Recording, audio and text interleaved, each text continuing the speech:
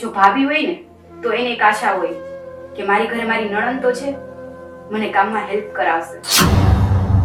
પણ કાંઈ વાંધો નહીં, મીરાબેન તો ભણે છે ને, અને ગામમાં બીજી છોકરીઓ એ નહીં ભણતી હોય.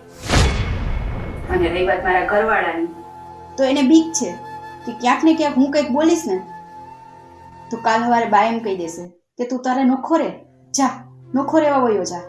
એ બી કે મારા ઘરવાળા પણ કાંઈ નથી બોલતા.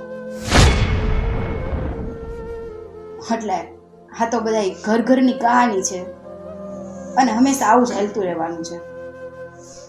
એટલે તમે પપ્પા બોલીને આંખે ના થાવ, આ કોઈની આંખું નહીં ઉઘડે. નહીં બેટા, શું કામ ના ઉઘડે? બા, તમને તો ખ્યાલ છે ને કે આ સતત ટોર્ચરિંગ કરી તમે તમારી વહુને